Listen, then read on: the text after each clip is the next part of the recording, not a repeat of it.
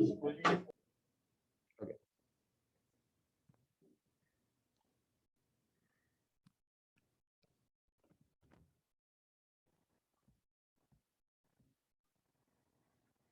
Okay. Now there's a distance formula between 2 points. Yeah. Oh.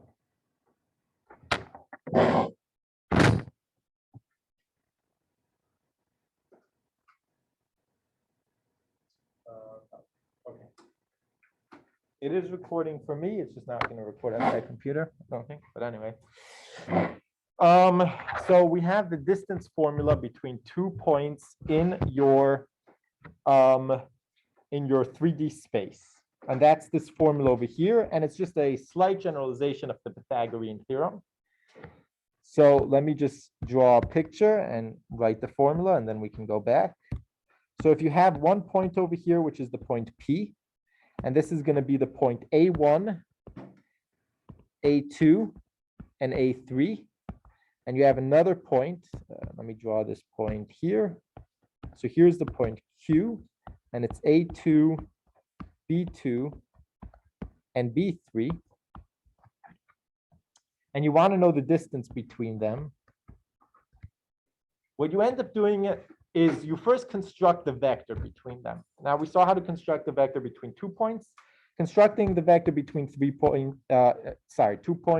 points in a 2-dimensional space, constructing a vector between 2 points in a 3-dimensional space is exactly the same thing. So your vector V, so this will be the vector, let's say, going from P to Q. So it's this vector over here.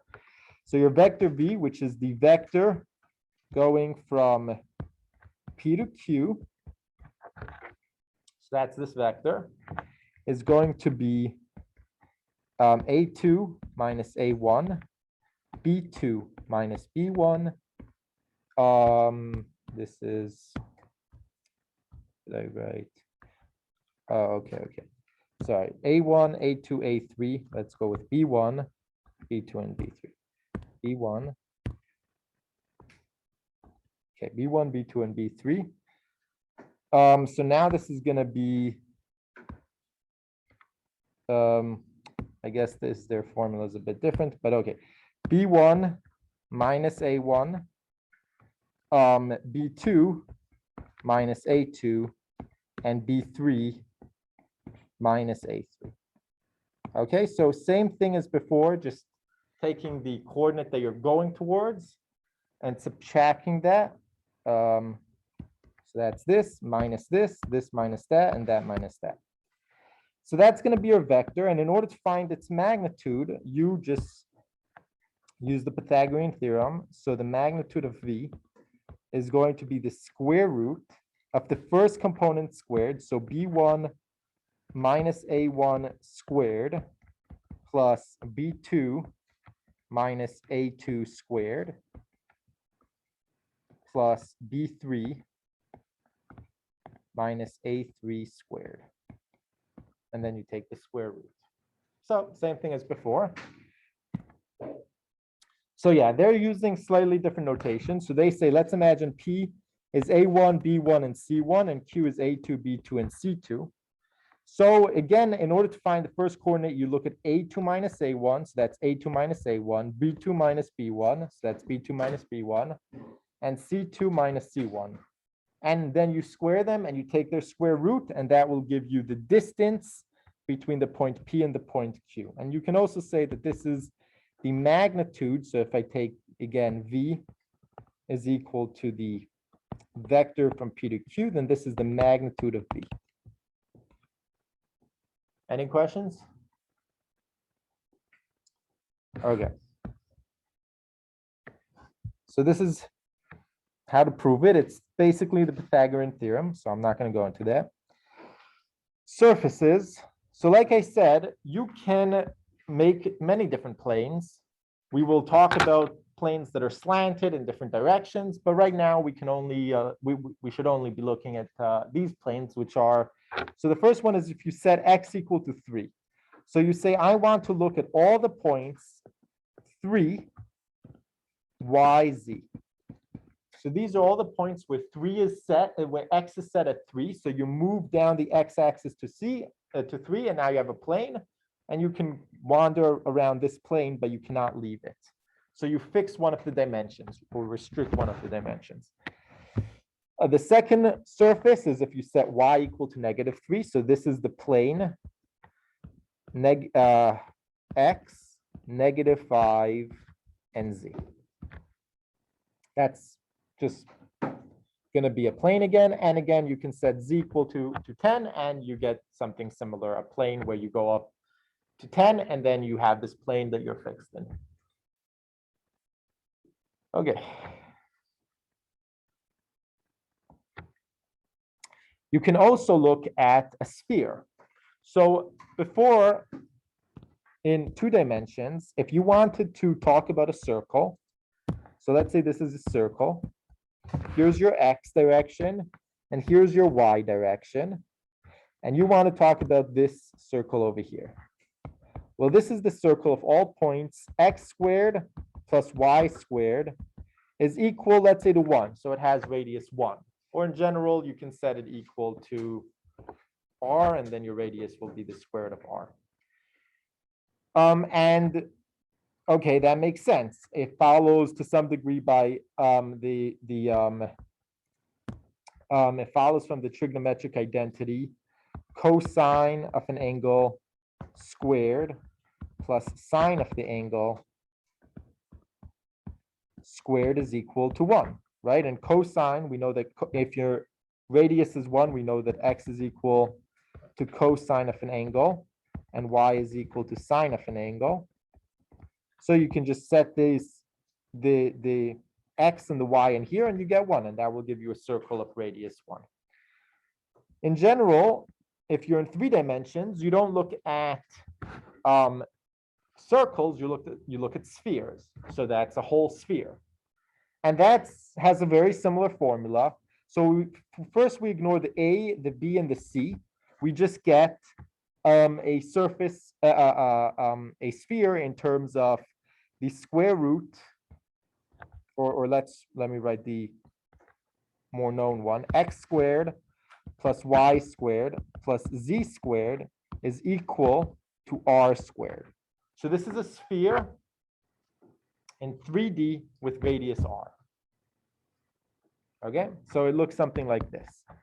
Now, if you put in the A, B, and C, you're going to get a sphere where you move in the x, the y, and the z direction to A, B, and C. So that's your point Q over here. So that's the center of your sphere, right? The negative tells you that you're moving in the positive direction. So you're going to go to the point A, B, and C. That will be your center. And now your radius from any point to the surface of the sphere, your radius is r. Okay, and that's the general formula of the sphere. If you want to remember it, just remember the formula for a circle, and then just remember that you need to extend it to 3 dimensions. Now, a cylinder happens when you take a circle and you extend it in one direction infinitely. So we know how to write a circle. A circle is just x squared plus y squared is equal to r squared. This is a circle in 2 dimensions, but if I'm in 3 dimensions, the z dimension is not restricted. So in the z direction, I can go wherever I want. This is an equation.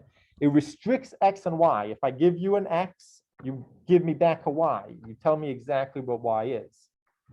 But doesn't restrict z. So in the z direction, you can go anywhere you want. So here's your circle, but then in your z direction, you can be here, but go up and down as much as you want. So that's why you get a cylinder. Does that make sense? Any questions? Okay. So in R2, your circle is written like this. Again, the A and the B just move you. But the main part of your circle is this x squared plus y squared is equal to r squared.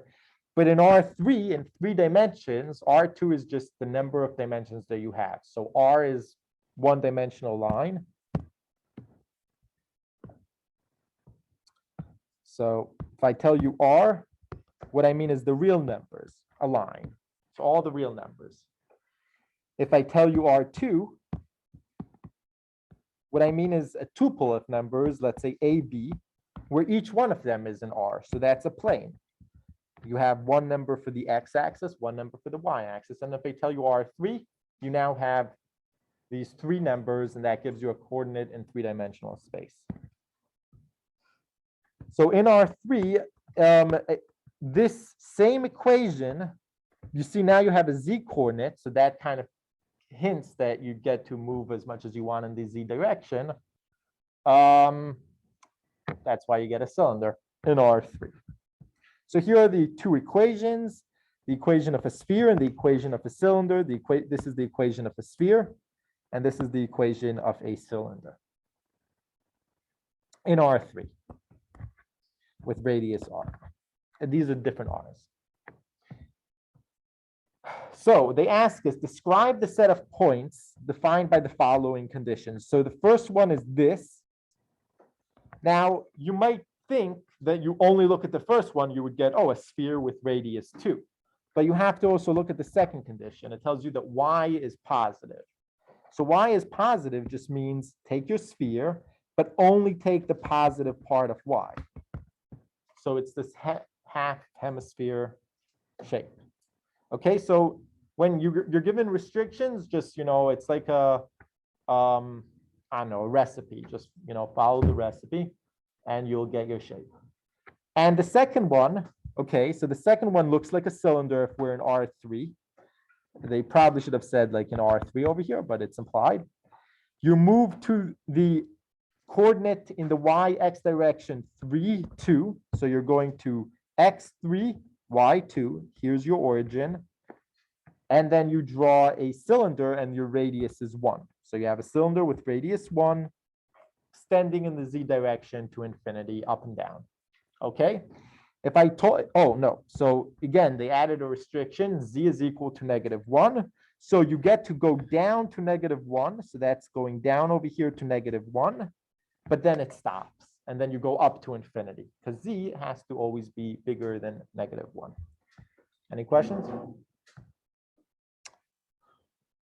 Okay, so then again, we did this, but I guess a review is always good.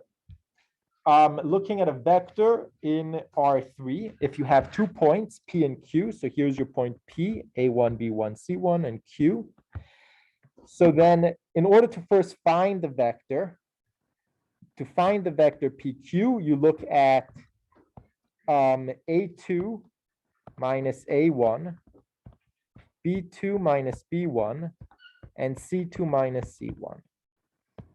And then in order to find the magnitude, just use Pythagorean theorem, take the square of each component, take the square root, and you get your magnitude. So that's that formula over there.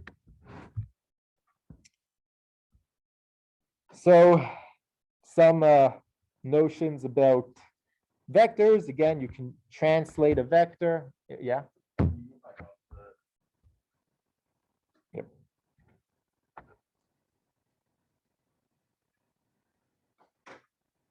Any questions?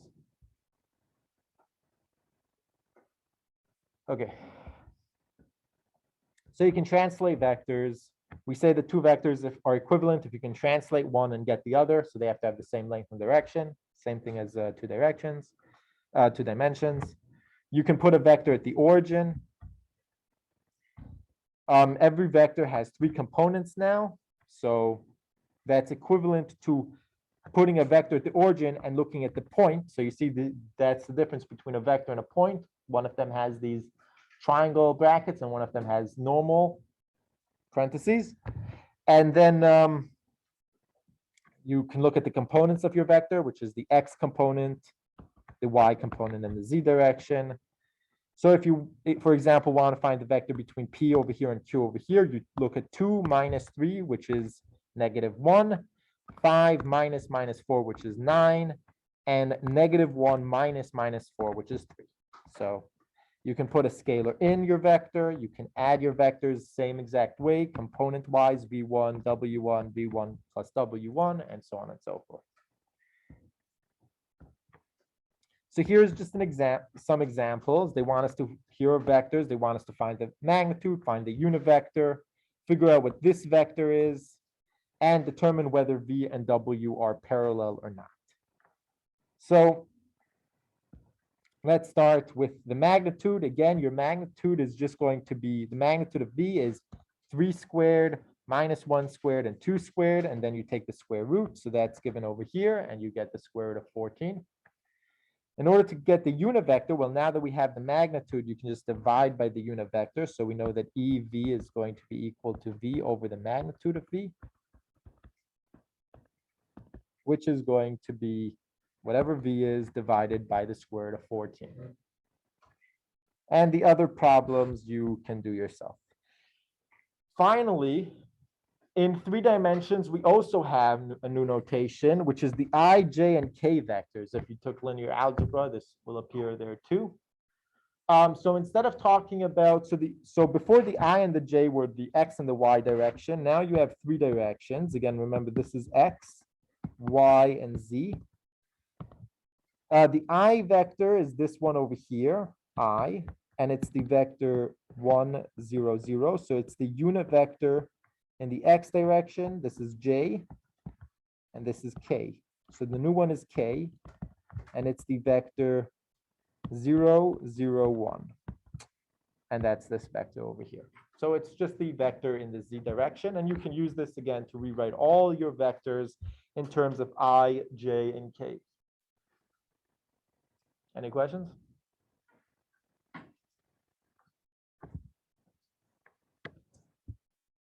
Okay, so you can write ABC in terms of, oh, they're giving it, okay, in terms of AI plus BJ plus CK, or for example, this vector can be written in terms of negative 9I minus 4J plus 17K. So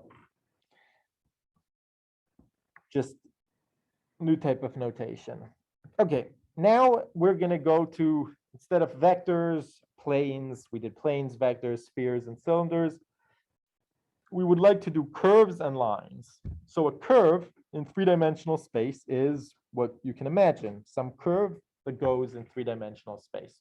So orbits of planets or these elliptical curves, some of them oscillate or whatever, but they are these elliptical curves that just orbit the sun in 3-dimensional space. So very important to study curves. And the way we write a curve is with RT. So RT has a X component, a Y component, and a Z component, but now the component changes with time. If you're on a curve, you really only have one dimension. You can either go backwards or forwards on the curve. You can't leave the curve. So you only have one dimension. And that dimension is represented by this T. This T at any time will tell you exactly where you are on the curve. Questions? So for any T, if I fix T, let's say I take R of 1, which is X at 1 at time 1, Y at time 1, and Z at time 1, I get some vector, and that's this vector. And that vector points to a point on the curve, a precise point on the curve, which is why your curve is only one-dimensional. Now that we have seen curves, we will see different types of curves, but the simplest curve is the line.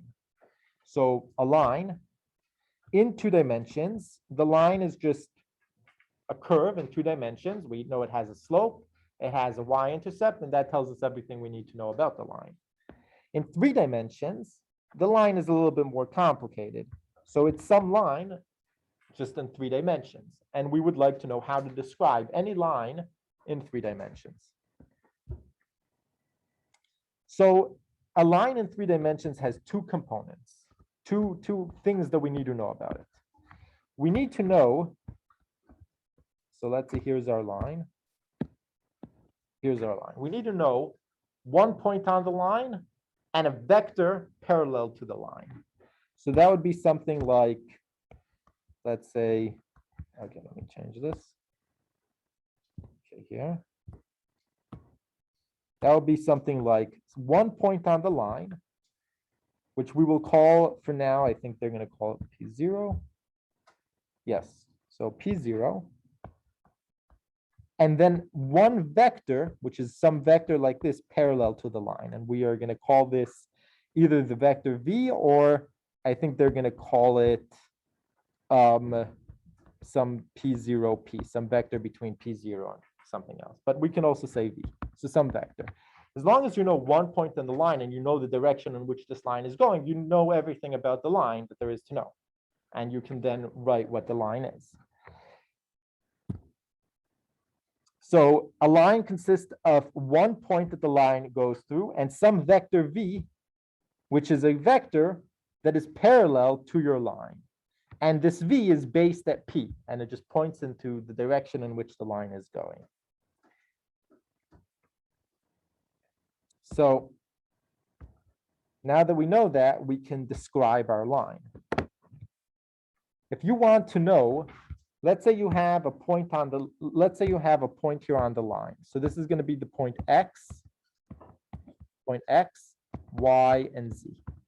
So this is some point P on your line. Well, we can say that your line R of T, and now R of T is a curve, but in this case, it's a line. We can say that it's going to be where you start at, P0 plus, let's say T, and T just tells you how far you are along the line, where you are in the line. So T times the vector V. So if, let's say T is 0, you're at P0. So if P is 0, if T is 0, so at T is equal to 0, you're here. This is the point T is equal to 0. Let's say at T1, you're here. T is equal to 1. T2, right here. Or T negative 1, you would be here. And so on. So that's just how this describes your line. So as long as you know, again, a point parallel to your line and you know a point on the line, you can write the curve. And this is the formula for your curve. So that's going to be, second. Yeah. So that's going to be your R0, which is your base point. And we're not going to use P0 anymore. R0 is the base point for a line. And TV, which is how far you are on this line. So your V is your direction and T tells you how far you are. Which means that if R0, your base point, you can write it as X0, Y0, and Z0, it's your base point, then your X component is always going to be, well, what is this? This is some point on the line, and this vector is your R0. So if you look at your X of T, that's going to be the X0 plus TA. So it's going to be the component X0 plus, I'm going to just say a TA. Similarly for your Y and similarly for your Z. So I think it would be useful to look at an example.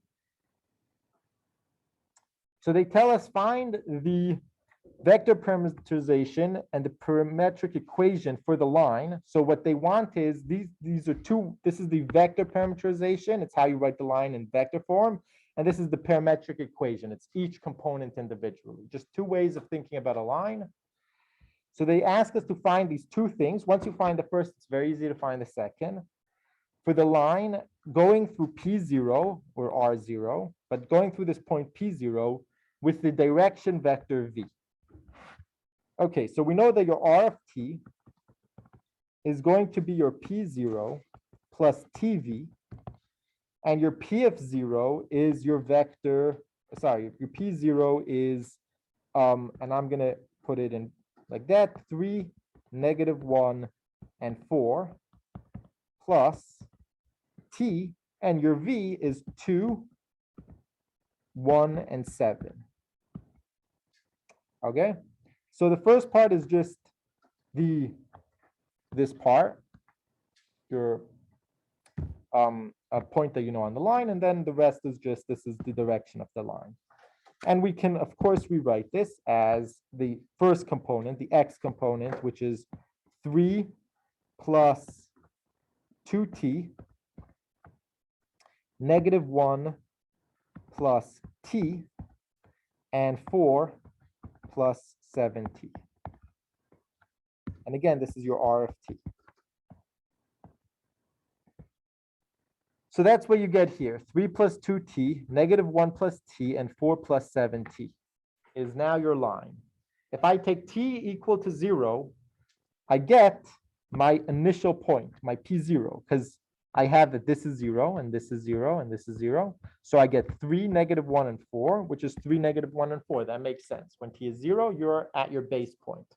And as I extend t plus or minus, I move along the line. Now, the parametric equation, you just get that by looking at your x. So this is really x of t. Your y, and you look at the first component, that's here, x of t is your first component. So 3 plus 2t. And your y, something similar. You look here, this is your y, and here is your z. And you just write that down. Okay, another question you can be asked is, I'm not going to make it simple. I'm not going to give you a point and give you a, yeah. For the vector that's parallel to the line, does it always start at p0? We say that it starts at p0, and that is, we do that by doing this plus. So the plus says that your vector is starting at the end of the position vector. So the position vector goes to the line. And then when you add the other thing, just the way addition works, it goes from here and gets added there. So that's just how it works. So I can give you 2 points and say, find the line between these 2 points. Any 2 points in 3 dimensions gives you a line. And in order to do this, you need to find the vector between these 2 points, because that will tell you, that vector that you're looking for, the vector parallel to the line. And you have one of the points on the line right over here. So you can choose that. And that's what they do. So for the solution, they say your vector v that you're looking for is going to be the vector going from p to q. So it's 2 minus 1, which is 1, 5 minus 0, which is 5, and negative 1 minus 2, which is negative 3. So this is now your vector v.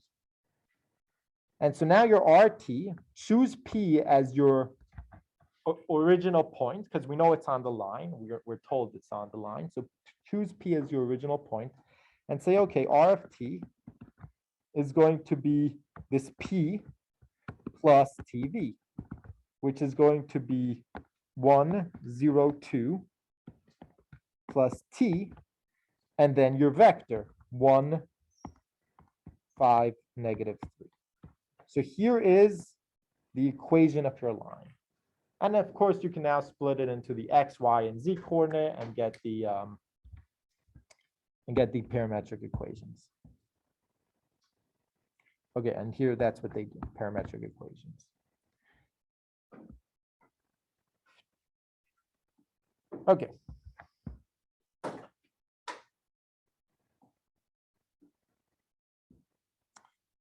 So they want us to show that these 2 parametric equations parameterize the same line. And in order to do this, what you want to show is that there's one point on these lines where these intersect. So that will tell you one thing.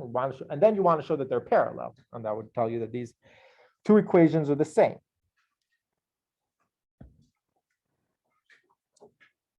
So first, it's clear that these vectors have the same direction. Why is that clear? Anyone? Yes. For the vector part of the equation, they're just a scalar of each other. Exactly. And if they're scalar of each other, they are parallel. I said the same, not the same. I mean, they're parallel. So that tells us that these 2 vectors are parallel, because this vector over here, let's call it v1. Do they call it v1? I don't know. Anyway, let's call it v1, and let's call this vector v2. Then we see that v1 is equal to negative 2 of v2. And so these 2 are parallel, going in different directions. One of them is a little bigger, but they are parallel. So all we need to show now is that there is some point where these two intersect. So here's a point on our original line, 1, 1, 0.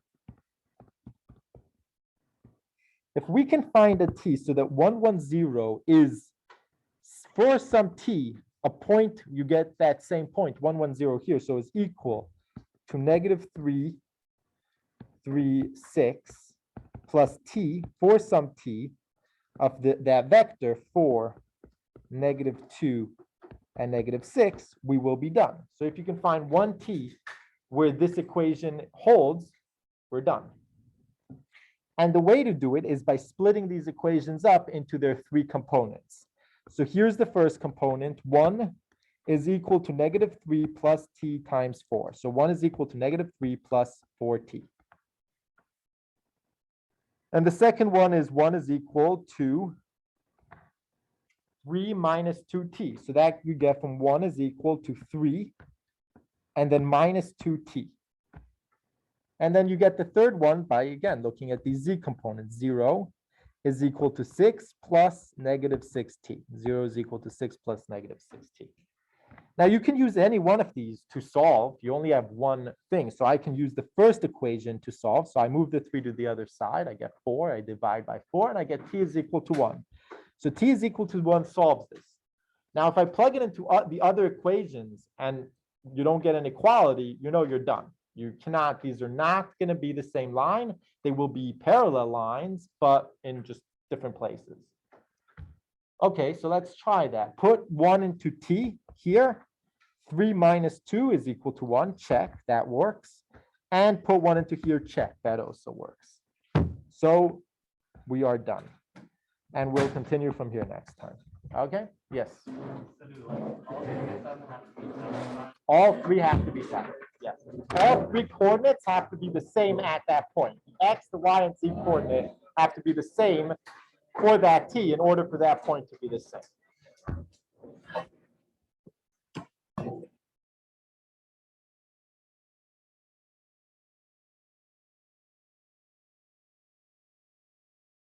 Thursdays, I have to come from McCoy Natatorium, so I might be late. Don't worry.